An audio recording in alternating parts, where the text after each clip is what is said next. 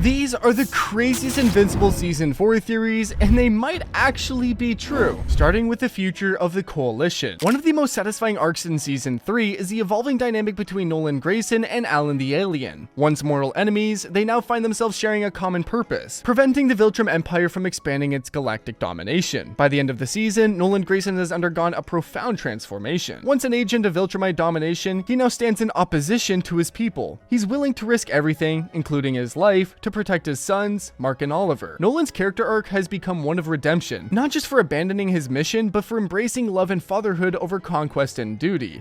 Mark, don't forget the good I did. My work, my deeds, my books. Read my books, Mark. His mission has changed to be the direct opposite of what it was, this time for good. Season 4 is set to explore Nolan's reintegration into the larger war, this time at the forefront, fighting against the Viltrum Empire. Meanwhile, Alan the Alien has evolved from comic relief to a deeply emotional, strategic figure who has gained painful insight into the War of Viltrum. After his recovery from being ripped apart by Viltrumites, he came out with greater physical power, one that would actually rival Viltrumite strength. He went after Nolan, after hearing his story, hoping to recruit him into the Coalition. These two were seen creating a deep friendship while in captivity aboard the prison ship. Then they broke out together, even going as far as killing one of Nolan's torturers.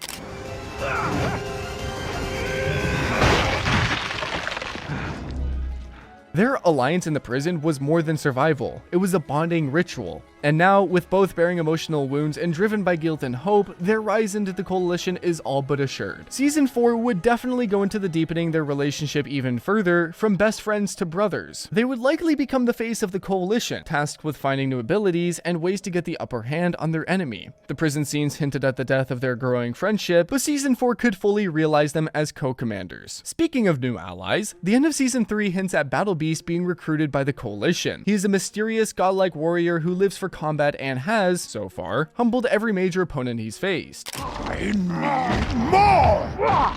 His addition will become one of the greatest weapons in the Coalition's arsenal. But Battlebeast is known for being volatile because all he ever cares about is finding an opponent who is better than him. His code of honor and thirst for worthy opponents makes him both a potential asset and a ticking time bomb. But therein lies the danger. Battlebeast doesn't care about politics or morality. He only respects strength. His code doesn't allow for peace, only glorious combat. While yes, the Coalition only has become more hungry and desperate as time goes on, Battlebeast is unpredictable. How the show navigates this delicate alliance between the Coalition's needs and Battlebeast's bloodlust could become a central tension of Season 4. With new allies joining, Thetis is constantly plotting strategies to overcome the Viltrumites. It would make sense to assume that the next season will most likely go into the various weaknesses of the Viltrumites. The first of this list would be the Space Racer and his Infinity Ray. The Infinity Ray. It was said to emit an unstoppable energy wave that destroyed anything in its path. He has already seen the show once when Mark goes through Nolan's books. These books, which chronicle Nolan's adventures as a Viltrumite, goes into a certain myth called the Space Racer. Space Racer is said to wield the Infinity Ray, a weapon capable of doing what even a mountain of nuclear weaponry could not, injuring or killing Viltrumites. What makes this so chilling is how little the Viltrumites fear anything else. Their empire is built on invulnerability and intimidation. If a weapon exists that can pierce their skin or disrupt their internal biology, then it's more than just a tool. It becomes a symbol of hope. It's the David to the Viltrumite Goliath. It's easy to see why it was one of the first weaknesses introduced in the show. In its introduction scene, the gadget is seen blasting through hundreds of aliens in one shot, but it is said to require a skill set that only Space Rider has. If used correctly, it's powerful enough to fatally wound any Viltrumite who is unlucky enough to come in contact with it. So far, he is more of a legend told to Viltrumite children around a bonfire, but the show is known to do everything with a purpose. So it wouldn't be the last time that this character shows up on screen. In Season 4, Nolan and Alan may set out on a galaxy-spanning mission to either track down Space Racer himself or retrieve the lost Infinity Ray. This arc would provide a lot of opportunity for new settings, alien species, and moral complications. But through it all, if Space Racer also joins the team with his Infinity Ray, it would definitely tip the scales in favor of the Coalition. The list doesn't end there, as this isn't the only weakness narrated by Nolan. When Nolan is last seen, he admits to Alan that there are very few pure-blooded Viltrumites.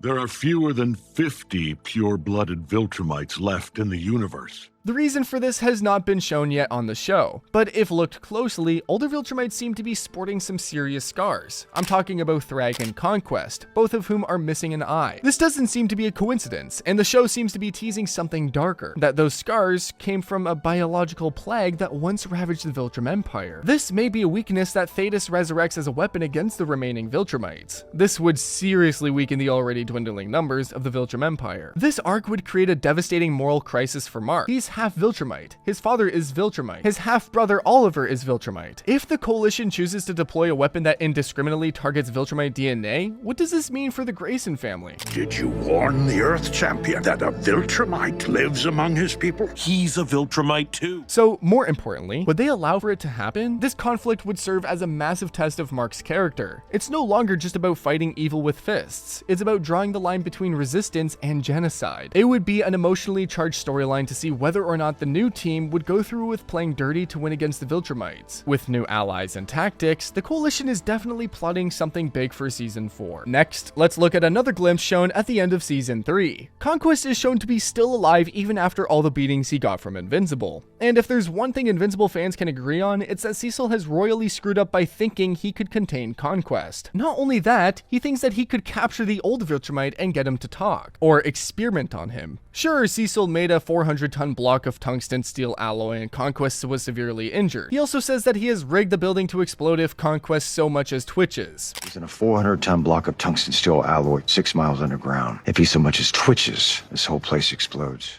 But I think Cecil has severely underestimated who he has captured. In Season 1, Cecil blasted Nolan with everything he had just to try and buy some time before Nolan could reach Mark. He miserably failed at his attempts because Nolan was not so much as fazed by anything that Cecil tried. It did not really slow him down, and in fact only attracted Mark closer to him. And that's just for Nolan, who spent most of his later years twiddling his thumbs while maintaining his double life on Earth. Conquest is much older and more seasoned than Nolan could ever hope to be. Conquest's whole name is a title, and he is feared even among the best Viltrumite soldiers. All the other Viltrumites are scared of me. Conquest. I don't even get a real name. His name is not even said out loud because his presence is that strong. He has earned this title because of his ruthless, unrelenting fighting style. He has decimated countless civilizations without so much as batting an eye. In which universe Cecil thought that this was a good idea, I cannot imagine. But what's done is done. His escape is not a matter of if, but when. When he breaks free, he will likely be even more dangerous than before. Tortured, humiliated, and deprived of battle, Conquest will be hungry for revenge. His likely target? Mark Grayson. This would mean that Invincible would have to face off with him again, and even if Mark is stronger, he's not even at Nolan's level, and he would still be way under Conquest. It's already seen what it took for Mark to defeat him once: near death, emotional overload, and sheer rage.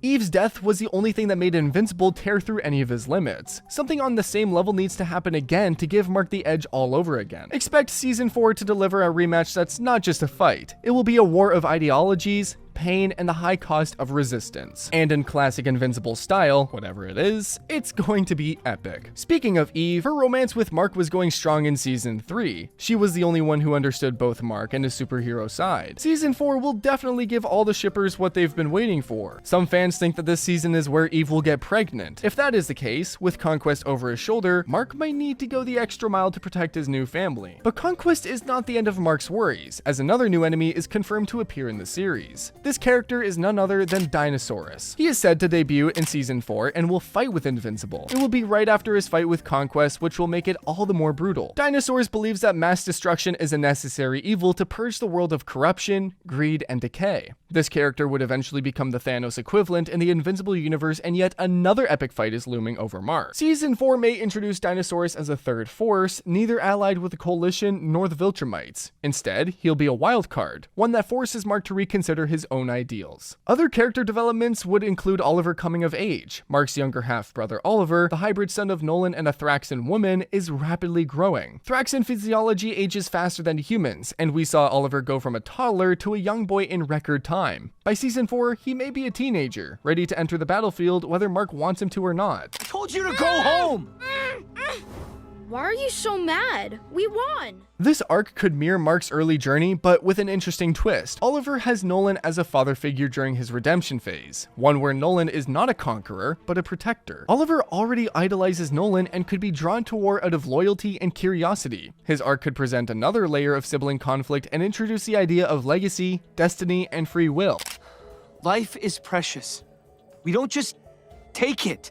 It's not precious! Speaking of the siblings, I can't forget about their mother, Debbie. While the galaxy faces apocalyptic threats, Debbie Grayson's journey back on Earth has gotten its own attention. It remains as one of the show's most grounded, painful, and relatable arcs. After surviving the trauma of Nolan's betrayal, she has slowly begun to rebuild her life, forming new relationships, becoming a stronger mother, and reclaiming her identity. You could have taken Earth whenever you wanted. Why did you marry me? Was it just to be cruel? Just to hurt someone? And none of it was real. In Season 4, Debbie could become more involved with the GDA or the Coalition, offering emotional intelligence and strategic advice. Her human perspective has often been the show's moral compass, and she may have a vital role to play in keeping Mark grounded. It's also possible that Debbie's involvement leads her into new danger, especially if Conquest escapes or if hellish forces arrive. She could be kidnapped, wounded, or forced to confront Nolan again, which would reignite emotional wounds and challenge everything she's worked to rebuild. Finally, the last theory on my list is one of the most cryptic scenes in Season 3. It involved Damien Darkblood, the demon detective, making a sinister deal with the King of Hell. His words still echo in fan discussions. His blackened heart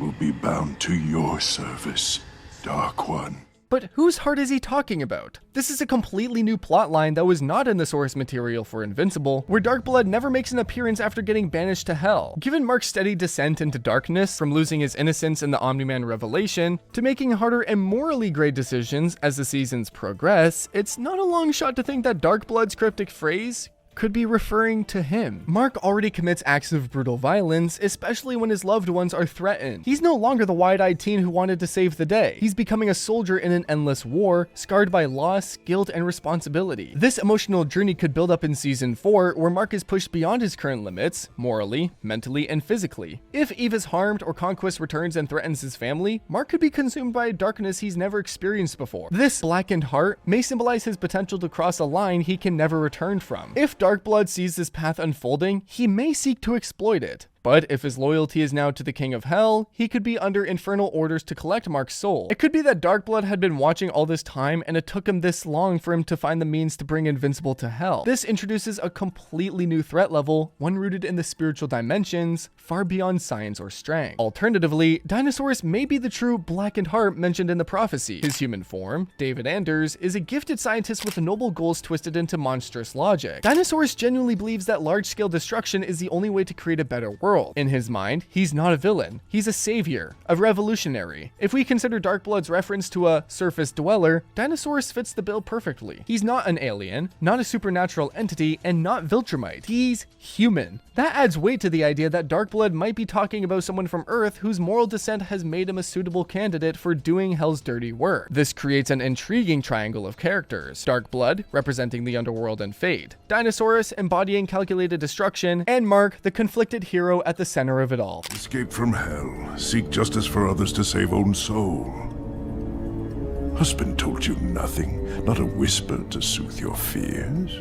These three could form the thematic core of Season 4, where ideology, morality, and damnation come together in ways that hasn't been seen before in the show. It's possible that Invincible Season 4 will explore hell itself, not just metaphorically, but literally. With Darkblood now fully pledged to demonic forces, the show could introduce a subplot where the lines between science fiction and supernatural begin to blur. This might sound like a leap, but it fits thematically. Season 4 is shaping up to be about extremism, power, and how far people are willing to go for survival or the greater good. If hell begins to bleed into the physical universe, whether that's through Darkblood's actions or the emergences of cursed artifacts, it would raise the stakes for everyone. Not just Mark, but the Coalition, Earth, and even the Viltrumites could find themselves facing a threat that no amount of brute strength can fix. If hell has its own plans for Mark, that adds a terrifying plotline, with Invincible fighting not just for survival, but also for his soul. This season will definitely dive into themes like the cost of power, the nature of evil, and redemption. The show has steadily gone darker and darker throughout its screen time.